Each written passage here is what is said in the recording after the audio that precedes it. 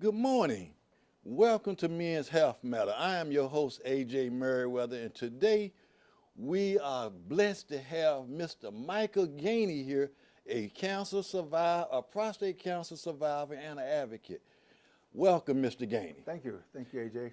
Hey, Glad to be Mr. here. Gainey, for the audience, just a little background. Tell me a little bit about yourself and your family or whatever, just to get an audience a clue on who Michael Gainey is. It's nobody important. It's just a guy that I grew up down in Daytona Beach, born and raised, came to Jacksonville. I've been working in the corporate America for like 35 years, and also military for like 31 years. I have 3 children, married, been 47 years, been a pillar in the society now for like the last 40 plus years in Jacksonville. Okay. Hey, Michael, let's get into this. Tell me why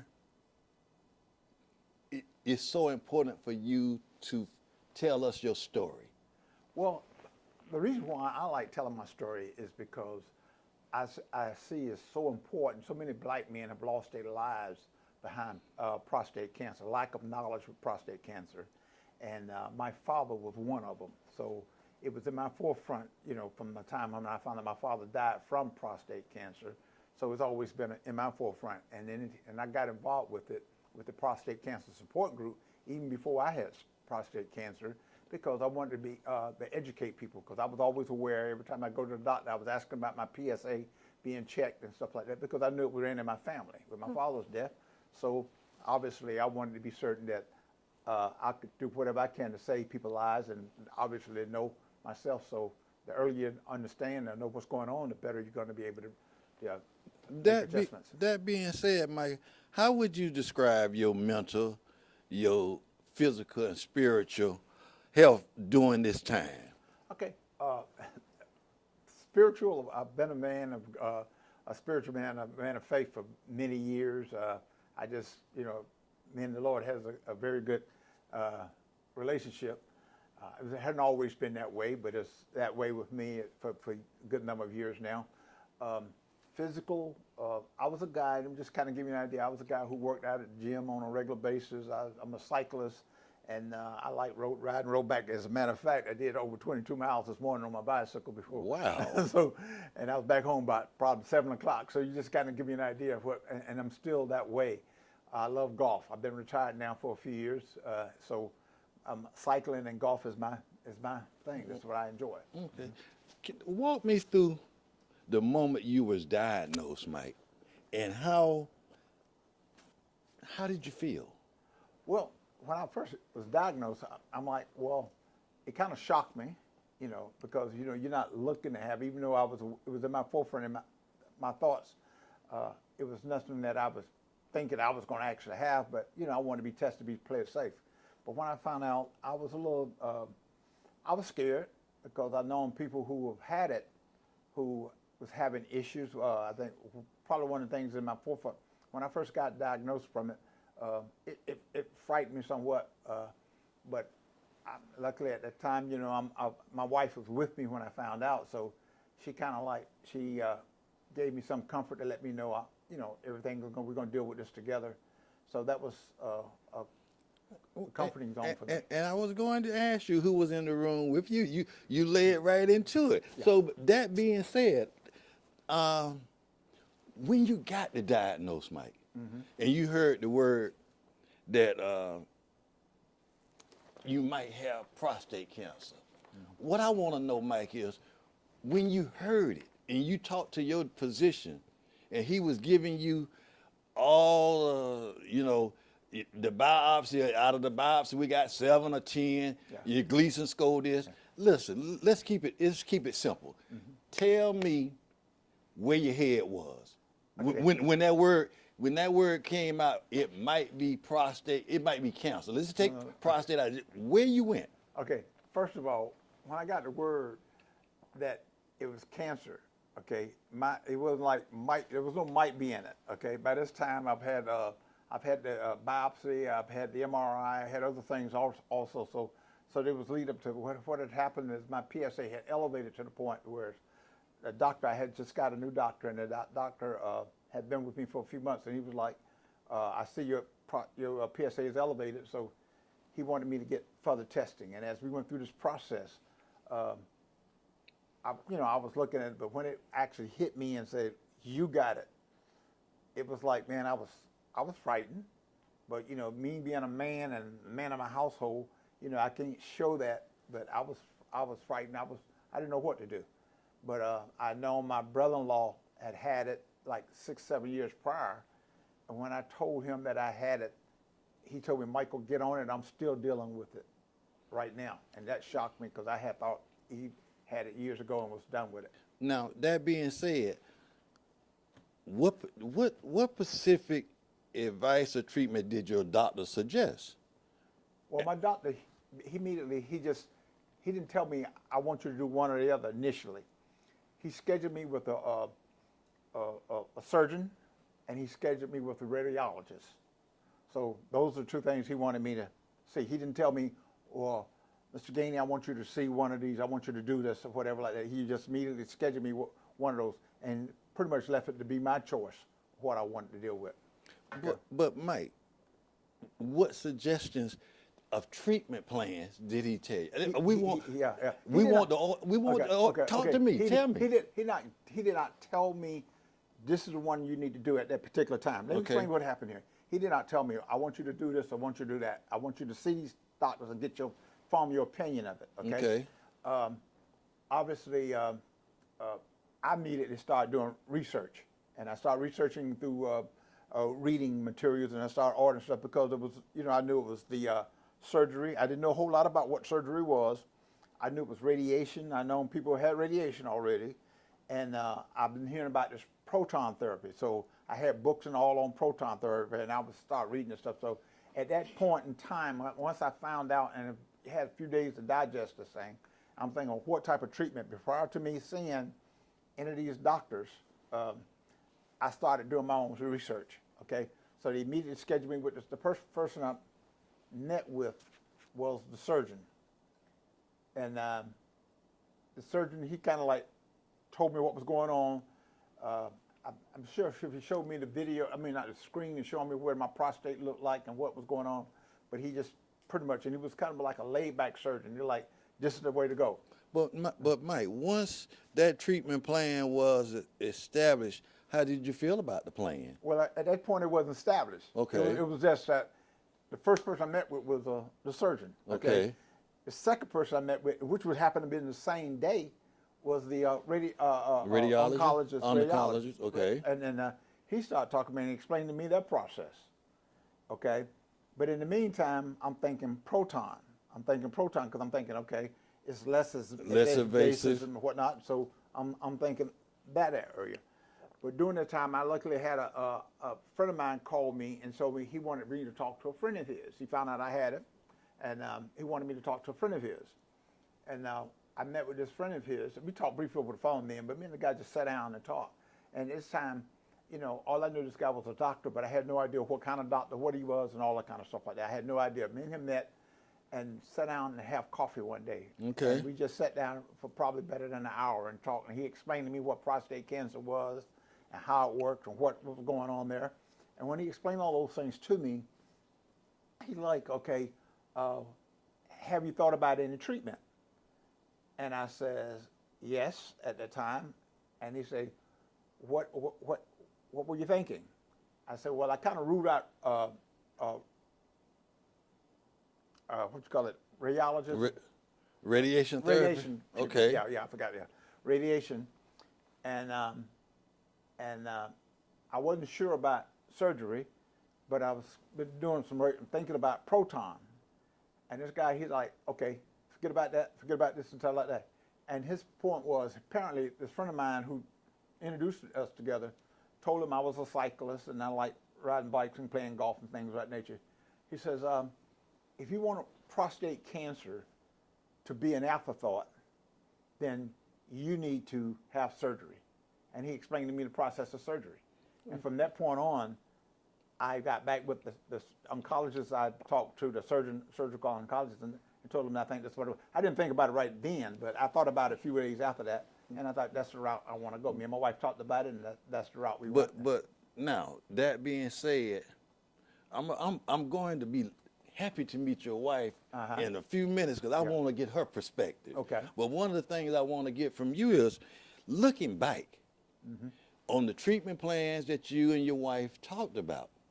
Would you do anything different from now that you've been through the fire? Now that you done been through all this and you know what you know, would you do anything different for as a treatment type plan recommendation? You basically say, I went through the doctors, they told me all this, I did my research, and how far are you out from being diagnosed? A year out? It's been about a year and a half, coming up on, about a year, a little over a year and a half now. So my question... No, from diagnosed, it's been 2 years. Okay, so that being said, is there anything different you would do if it happened today that you know now? No. Okay. I'm very pleased with the route I took, and I'm great. You know, you think about the things, you got all this myths about what prostate cancer is and what it does to your manhood and things of that nature. I didn't find all of that stuff. It bothers you for a little while, but after a while, you know, to me, it was just back to normal. But now that you've been through the ups and downs of the treatments, and you learned about yourself and others, especially family and friends, how do you think your journey is going so far? I think it's going great. I think it's going great. I'm happy with myself. I'm happy with what has happened. I go, for the first year, I had to see the doctor every 3 months, and I was checking my PSA. And now I went to, after the first year, they go to every 4 months now. And they check my PSA, and it's undetectable. Nothing's there. Now that being said, and reflecting on your life before prostate cancer, during the treatment stage, what would you say to someone like me when you say, I heard the word cancer, and I'm scared, and I'm your neighbor, and I come over and I say, Mr. Gainey, Michael, I think I got prostate cancer, but I don't know no one who got it. Earlier in the conversation, you shared that you had family members that had it. Being that you know family members, what I want to know is, being that you had family members that had it in the past and you just 2 years out, did you ever think you would get it?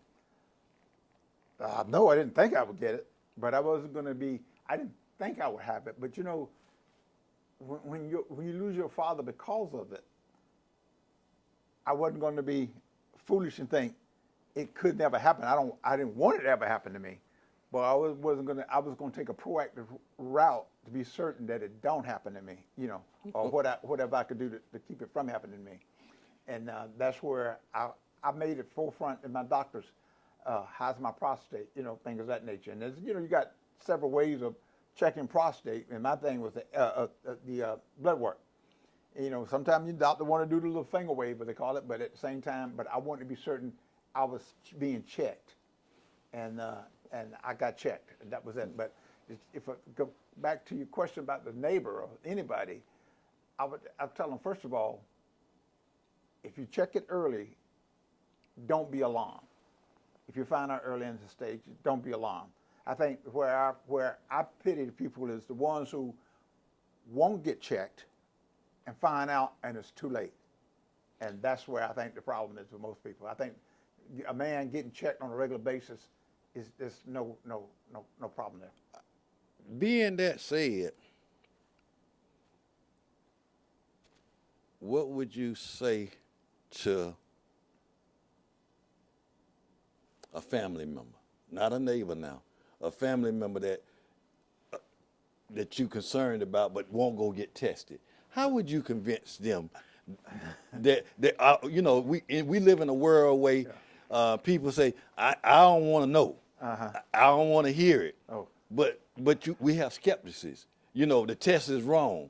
Being that you don't went through the fire and your family has went through the fire, but you got that one relative that just won't do it. How would you talk to them, that person?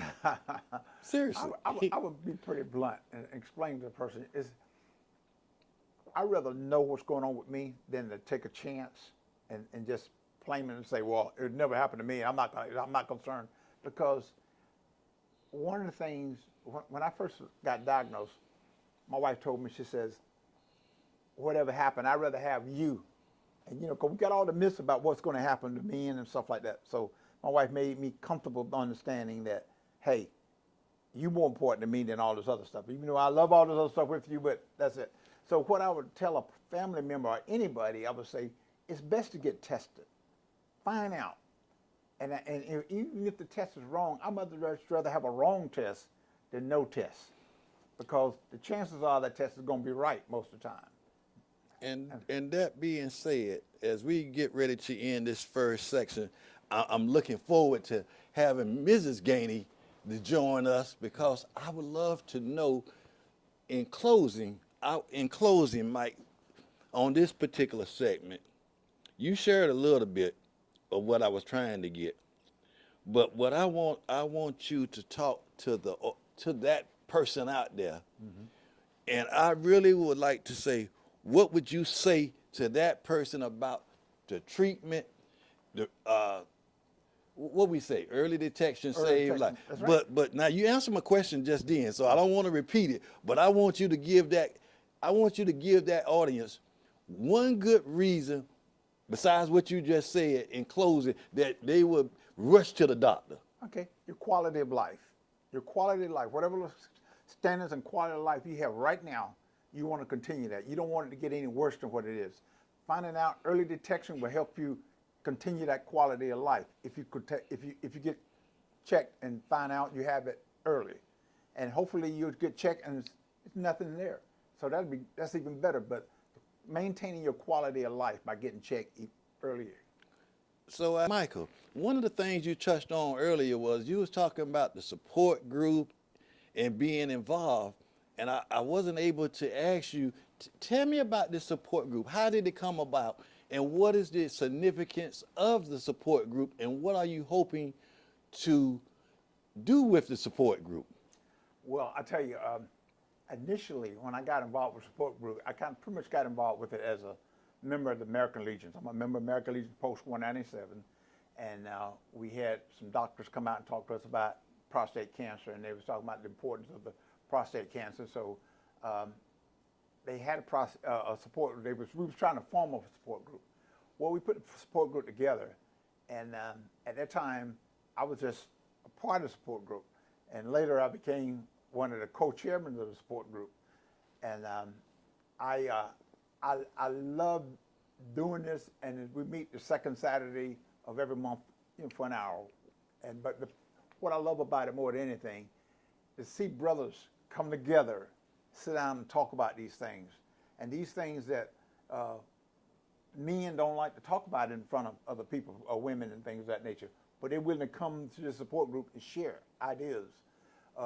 Everybody got a story of what happened to them, or if they've gone through it. We got brothers in there who've never been through it, just like I was when I got involved. Never been through it.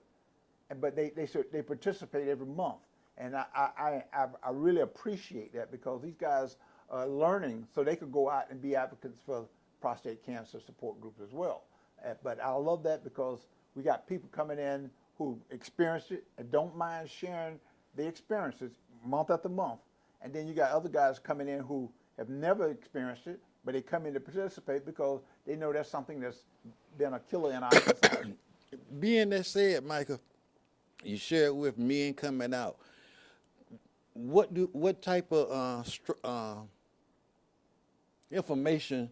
What I want to know, when the men's coming out, what do they expect? Besides men sitting down talking, are we having experts coming in? Are we having literature given out? Are we having conversations from professionals that share? Tell me a little bit more about that. We have people come out, like a mental health type individual come out and talk to us about the mental health aspect of it. We have we've had physicians to come out and talk to the group before. We talk about things about, what if a guy show up and say, well, I don't have any money and I want to get tested. Initially when I got involved with this, we had no avenues. We couldn't recommend them where to go or things of that nature. Now we have avenues. We know where a person can go to get tested. You know, we know about doctors, physicians, and things of that nature. They got, volunteers in medicine, things of that nature. So we're learning these things as we go on about how to get, tested. And if something happened and you're positive, you don't have insurance, what do you do then?